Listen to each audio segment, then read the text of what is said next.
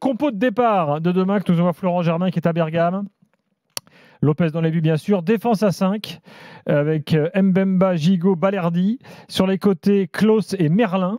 Demain, Luis Enrique avait été bon au match aller, donc là il est annoncé sur le banc.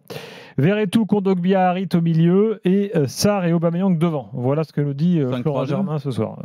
Ça ressemble à ça exactement. Moi, je pense que c'est une bonne idée parce que l'Atalanta va essayer d'être fidèle à ses principes, de faire le jeu, de presser haut et de toute façon l'OM là où ils peuvent être le mieux puisqu'ils sont pas très élaborés tactiquement et c'est surtout au niveau du caractère et de la combativité qu'ils se démarquent ces derniers temps et notamment dans cette compétition.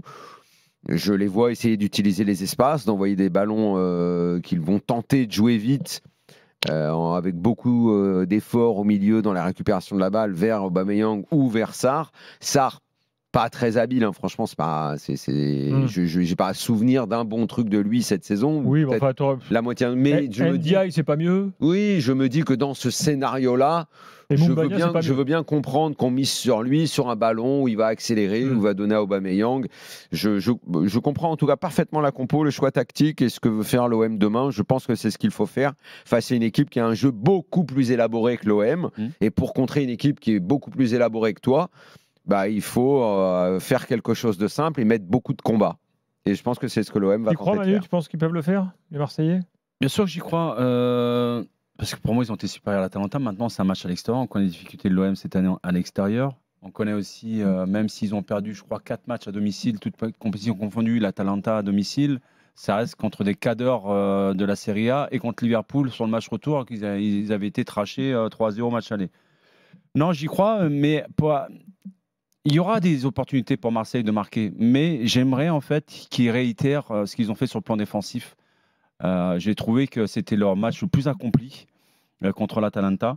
Et notamment, j'ai trouvé que de façon sur le plan défensif, ils avaient une bonne coordination sur le plan tactique, mais également dans la compréhension dans les déplacements.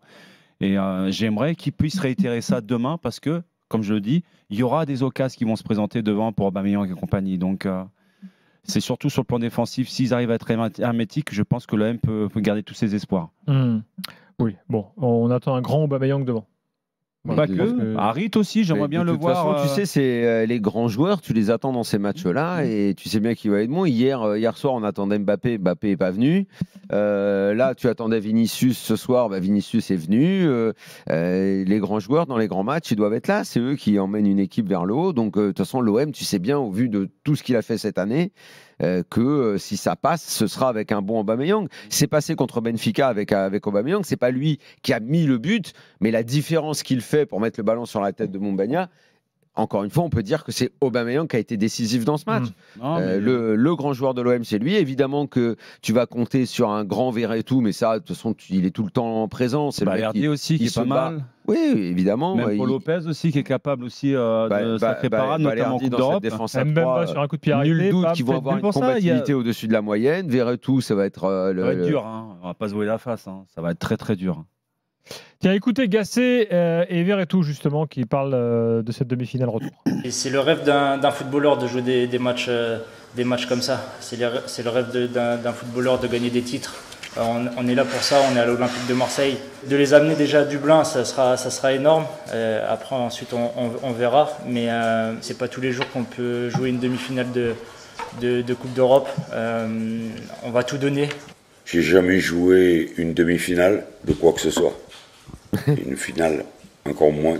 Donc, à mon âge, je pense qu'on peut rêver. Bon, ben voilà. C'est marrant qu'il n'ait jamais joué de demi-finale dans sa vie. Il a quand même une carrière très longue. Gasset. Ouais.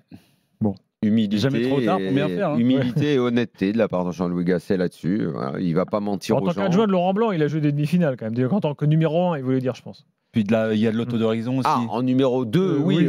Finale, il a été champion de France parce qu'il était numéro 2 de Blanc. Coupe de France aussi. Oui. Même avec Louis. Il y a un peu d'auto-dérision dans ce qu'il dit aussi. J'aime bien. Oui, c'est ça.